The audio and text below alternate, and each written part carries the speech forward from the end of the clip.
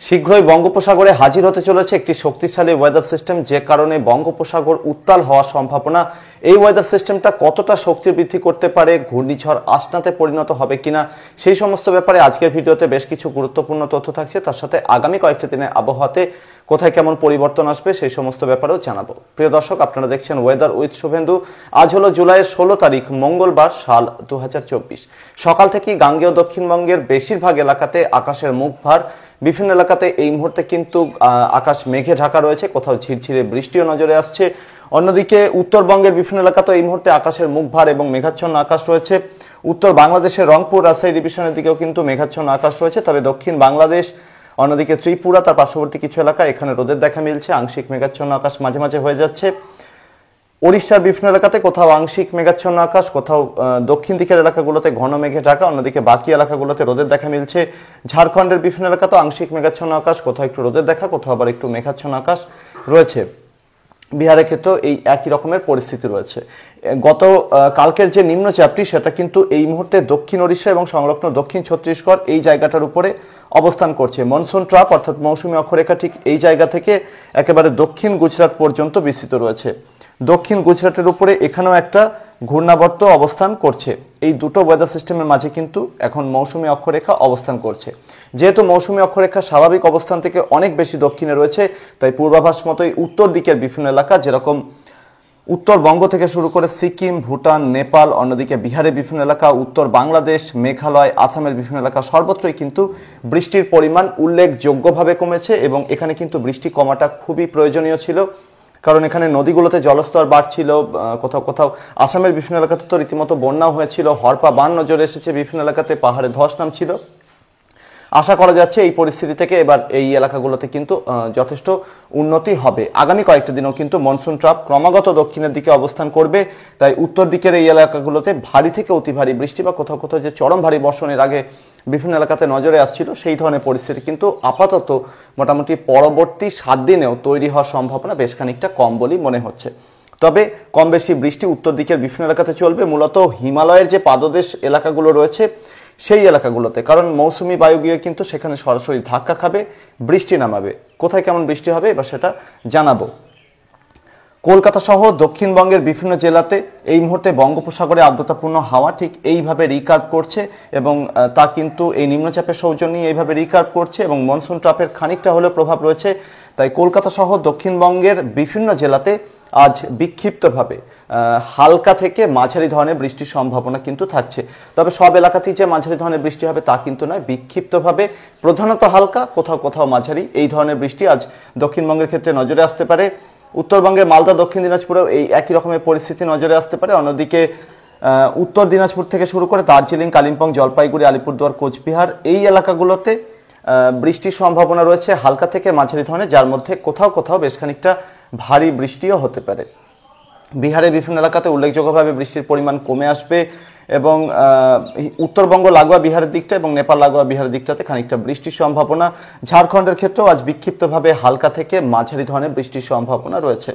ওড়িশার দক্ষিণাঞ্চলের বিভিন্ন এলাকাতে মাঝারি থেকে ভারী বৃষ্টি হতে পারে। উত্তর এবং মধ্য ওড়িশার বিভিন্ন এলাকাতে হালকা থেকে মাঝারি ধরনের বৃষ্টির সম্ভাবনা রয়েছে, তবে এটা বেশ খানিকটা এলাকা জুড়েই কিন্তু হতে পারে। বাংলাদেশের ক্ষেত্রে রাজধানী ঢাকা সহ বাংলাদেশের ম্যাক্সিমাম এলাকাতে আজ বিক্ষিপ্ত বৃষ্টি নজরে আসতে পারে, তবে বৃষ্টির পরিমাণ কিন্তু প্রধানত হালকা থাকার সম্ভাবনাই বেশি। কোথাও কোথাও বড়জোর একটু মাঝারি ধরনের বৃষ্টি হতে পারে।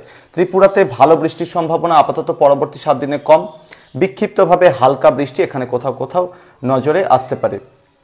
আসামের বিভিন্ন এলাকাতে হালকা থেকে মাঝারি ধরনের বৃষ্টির সম্ভাবনা রয়েছে বেশ খানিকটা এলাকা জুড়ে, কোথাও কোথাও ওয়াইড স্প্রেড এরিয়াতে বৃষ্টি হতে পারে, তার সাথে বেশ কিছু এলাকাতে কিন্তু ভারী বৃষ্টির সম্ভাবনাও রয়েছে।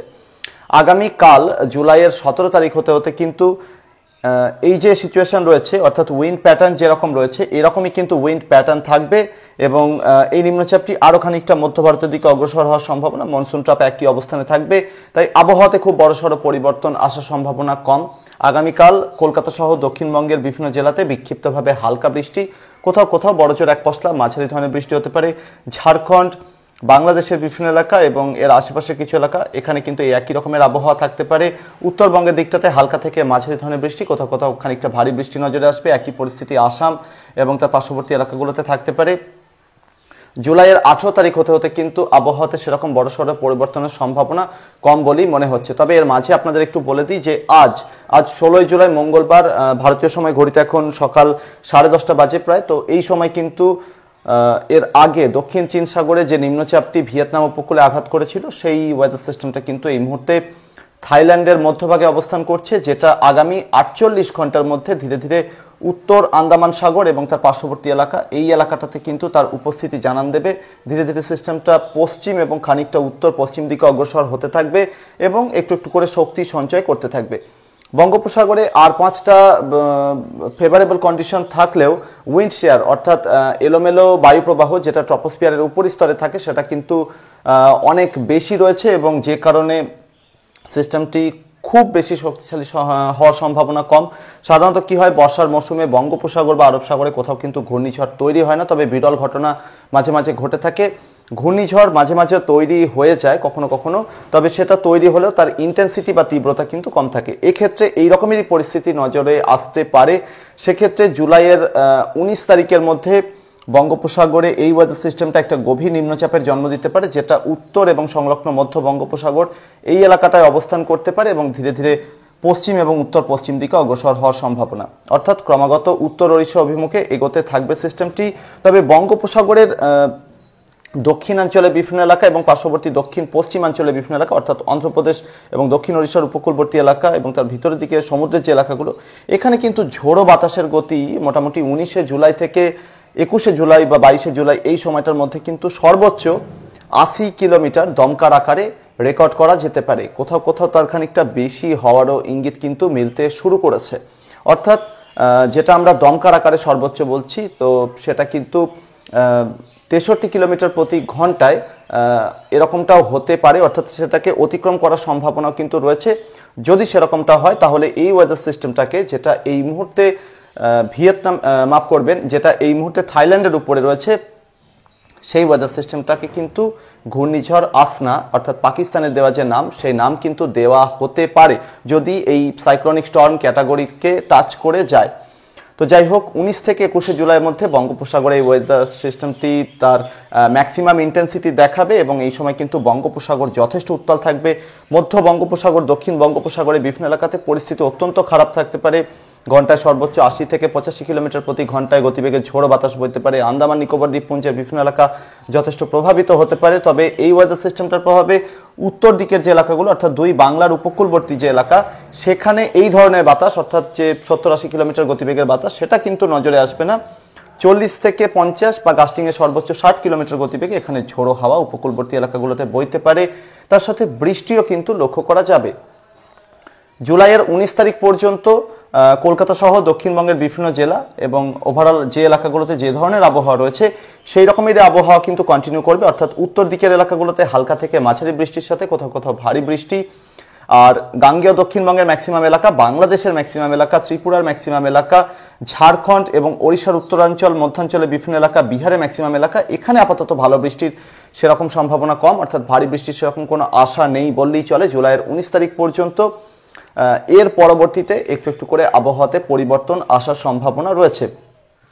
ওয়েদার সিস্টেমটা পশ্চিম এবং উত্তর পশ্চিমে অগ্রসর হওয়ার সাথে সাথে কিন্তু মনসুন ট্রাপ আবার একটু একটু করে উপরের দিকে উঠতে থাকবে এবং সম্ভাবনা রয়েছে যে জুলাইয়ের 20 তারিখ থেকে উপকূলবর্তী গাঙ্গেয় দক্ষিণবঙ্গ, উপকূলবর্তী বাংলাদেশের বিভিন্ন এলাকাতে মাঝারি থেকে ভারী বৃষ্টি শুরু হতে পারে এবং ধীরে ধীরে মনসুন ট্রাপ আরেকটু উপরের দিকে ওঠার সম্ভাবনা। এবং জুলাইয়ের 21, 22, 23 তারিখ কলকাতা সহ দক্ষিণবঙ্গের বিভিন্ন জেলা, দক্ষিণ বাংলাদেশের বিভিন্ন এলাকা, সেই সাথে ঝাড়খণ্ড, উত্তর ওড়িশার বিভিন্ন এলাকা, মধ্য ওড়িশার বিভিন্ন এলাকা, দক্ষিণ ওড়িশা, এই এলাকাগুলোতে কিন্তু মাঝারি থেকে ভারী বৃষ্টির উপযুক্ত পরিবেশ নজরে আসবে জুলাইয়ের মোটামুটি 20 বা 21 তারিখ থেকে শুরু করে 23 তারিখের মধ্যে। কিছুটা সম্ভাবনা রয়েছে যে দক্ষিণবঙ্গ এবং সংলগ্ন এলাকাতে এখানে কিন্তু একটা ওয়েদার সিস্টেম আবারও তৈরি হতে পারে জুলাইয়ের মোটামুটি 21 তারিখ নাগাদ। যদি সেই ঘূর্ণাবর্তটি তৈরি হয় তাহলে কিন্তু বৃষ্টির পরিমাণ আরও একটু বেড়ে যেতে পারে, তবে আপাতত সেই সম্ভাবনা কম বলেই মনে হচ্ছে। প্রধানত এই অতি গভীর নিম্নচাপ, যেটা সাইক্লোনিক স্টর্ম ক্যাটাগরিতেও যেতে পারে, সেই ওয়েদার সিস্টেমের সাথে সাথে মৌসুমি অক্ষরেখা, এই দুটো কারণে কিন্তু গাঙ্গেয় দক্ষিণবঙ্গে 21 জুলাই থেকে 23 জুলাই বা 24 জুলাইয়ের মধ্যে মাঝারি থেকে ভারী বৃষ্টির উপযুক্ত পরিবেশ দেখতে পাওয়া যাবে এবং আশা করছি যে এই সময় বেশ খানিকটা ভালো বৃষ্টি দক্ষিণবঙ্গের বিভিন্ন জেলা, দক্ষিণ বাংলাদেশ, ওড়িশা, ঝাড়খণ্ডের বিভিন্ন এলাকা, এই এলাকাগুলোতে কিন্তু হবে। এর পরবর্তীতে বেশ খানিকটা পরিবর্তন আবহাওয়াতে আসবে। তার কারণ হচ্ছে যে মনসুন ট্রাপ এই সময় কিন্তু খানিকটা উত্তর দিকে ওঠার চেষ্টা করবে। উত্তর দিকের এলাকাগুলোতে আরও এক পশলা করে ভারী বৃষ্টি এই সময় নজরে আসতে পারে, অর্থাৎ বৃষ্টির পরিমাণ সামান্য একটু বাড়তে পারে। জুলাইয়ের মোটামুটি 20 বা 21 তারিখ, 22 তারিখ এই সময়টাতে কিন্তু দক্ষিণ চীন সাগরে একটা শক্তিশালী ওয়েদার সিস্টেম অবস্থান করতে পারে, একটা অতি গভীর নিম্নচাপ। সেটা কিন্তু উত্তর কোরিয়া অথবা ঠিক তার পাশে হংকংয়ের কাছাকাছি কোনো একটা জায়গাতে হিট করতে পারে। প্রথম দিকে সেটা ট্র্যাক উত্তর পশ্চিমে থাকলেও পরবর্তীতে কিন্তু সেটা পশ্চিম দিকে অগ্রসর হতে থাকবে, অর্থাৎ ভিয়েতনাম এর যে উত্তরাঞ্চল সেই সাথে মায়ানমার, এবং পরবর্তীতে বঙ্গোপসাগরের দিকে এসে হাজির হতে পারে। 26 থেকে 27শে জুলাই বা 28শে জুলাইয়ের মধ্যে কিন্তু বঙ্গোপসাগরে এসে হাজির হয়ে যাওয়ার সম্ভাবনা রয়েছে, অর্থাৎ জুলাই শেষ দিকে বঙ্গোপসাগর কিন্তু আবারও একটা গভীর নিম্নচাপ অথবা অতি গভীর নিম্নচাপ কিন্তু দেখতে পারে। সেই ওয়েদার সিস্টেমটার গতিবিধি কেমন হবে তার উপরে কিন্তু গাঙ্গেয় দক্ষিণবঙ্গ সহ ঝাড়খণ্ড, ওড়িশা, বাংলাদেশের বিভিন্ন এলাকা এবং তার পার্শ্ববর্তী এলাকাগুলোর বৃষ্টিভাগ্য নির্ভর করবে জুলাইয়ের শেষ দিকে। আপাতত পরবর্তী 3-4 দিন বিক্ষিপ্ত বৃষ্টি এবং হালকা মাঝারি বৃষ্টি নিয়ে সন্তুষ্ট থাকতে হবে দক্ষিণ দিকের বিভিন্ন এলাকাতে। উত্তর দিকের এলাকাগুলোতে হালকা থেকে মাঝারি বৃষ্টির সাথে সাথে উত্তরবঙ্গ এবং পার্শ্ববর্তী কিছু এলাকা, অন্যদিকে বাংলাদেশের সিলেট ডিভিশন, আসামের কিছু কিছু এলাকাতে মাঝারি থেকে ভারী বৃষ্টি নজরে আসবে। জুলাইয়ের 20 বা 21 তারিখ থেকে গাঙ্গেয় দক্ষিণবঙ্গ সহ দক্ষিণ বাংলাদেশ এবং তার পাশে ঝাড়খণ্ড, ওড়িশার বিভিন্ন এলাকাতে বৃষ্টির পরিমাণ বাড়তে শুরু করবে। এই সময় খানিকটা ভারী বৃষ্টির আশাও রয়েছে। প্রিয় দর্শক, আপাতত এই ছিল আগামী কয়েকটা দিনে আবহাওয়ার সম্ভাব্য পরিস্থিতি। চ্যানেলটিতে নতুন হয়ে থাকলে এখনই সাবস্ক্রাইব আর ফলো করে নিন, ভিডিওটিকে যতটা সম্ভব লাইক এবং শেয়ার করে দিন। তার সাথে আপনার গুরুত্বপূর্ণ প্রশ্ন এবং মূল্যবান মতামত চ্যানেলে কমেন্ট বক্সে রাখতে পারেন। পরবর্তী আপডেট এবং লাইভে আবারও দেখা হচ্ছে। ধন্যবাদ।